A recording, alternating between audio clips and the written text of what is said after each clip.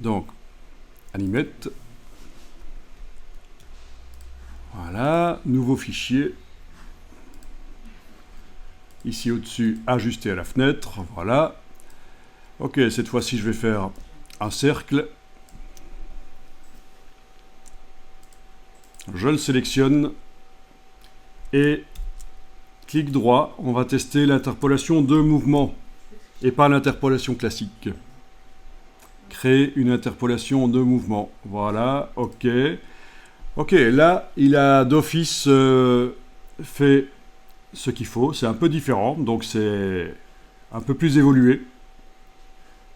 Vous allez voir, il y a une différence majeure par rapport à l'interpolation classique. On va se mettre à l'image 30 et on va bouger le cercle. Ah, je vais peut-être enregistrer avant. Donc je vais appeler ça intro partie B et ça va être la version 01 de ce fichier que j'enregistre. Voilà. Ok. Alors vous bougez et vous voyez avec la touche Shift éventuellement je vais aller le mettre là plus loin. Voilà. Et on va jouer. Voilà. Avec le bouton lecture bien sûr on joue. Et donc, la différence, c'est que ici, vous avez les 30 images qui sont là. Et vous allez pouvoir bouger la trajectoire.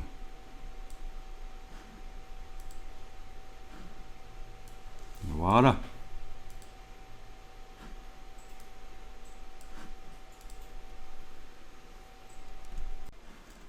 Bien, alors pour simplifier les choses, c'est pas plus mal de mettre chaque objet sur un calque. Donc, l'objet suivant, je vais le mettre sur un nouveau calque. Donc, vous avez le signe plus ici pour créer un nouveau calque. Oui, ça c'est un nouveau calque, tout simple, graphique. Vous voyez que le calque précédent possède une interpolation de mouvement, une animation. Donc, l'icône n'est pas la même. Ici, calque 2.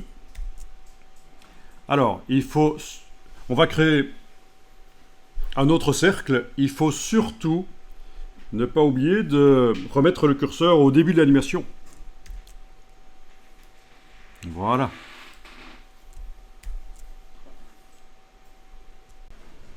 Donc, je vais créer un autre cercle avec la touche Shift, voilà.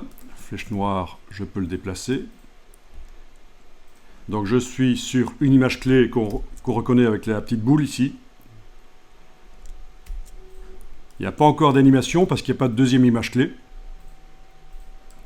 Mais maintenant, je vais demander de créer une interpolation de mouvement.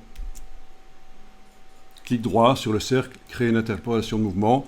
Il me dit que je dois le convertir en symbole. OK. Je vais... Surtout, il ne faut pas bouger quand on est au début, parce que ça, c'est sa position initiale. Je vais aller à la position 30 et aller le positionner ailleurs. Quand je joue, voilà. Et bien sûr, je peux aller sur la ligne avec la flèche noire pour la trajectoire. Voilà.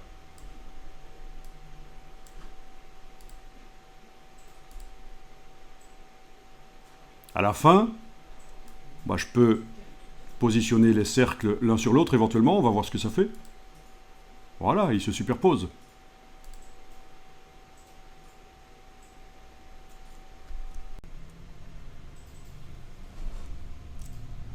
Bien. Alors.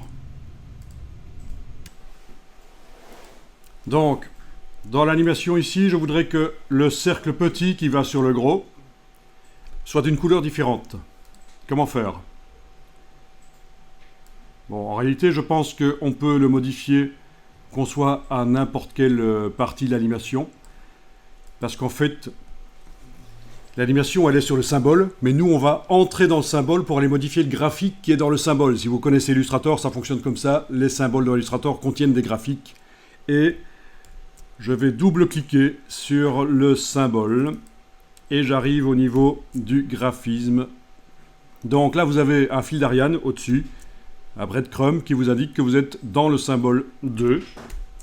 Et vous avez ici à objet la possibilité de modifier la couleur de remplissage. Mais bien sûr, plus tard, on va utiliser des choses qui sont déjà prêtes en couleur et qui viennent d'Illustrator. Mais là, on voit que techniquement, il serait possible d'aller modifier la couleur. Il faut... Voyons un peu. Oui, donc si j'essaie de jouer, ça ne marche pas. Hein. Il faut sortir du mode isolation avec la petite flèche.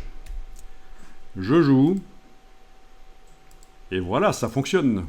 J'ai modifié la couleur et c'est quand même mieux. Alors bien sûr, il y a plein de choses qui peuvent être faites. Notamment, on peut faire des allers-retours par des astuces. On va enregistrer déjà le travail là. 0,2.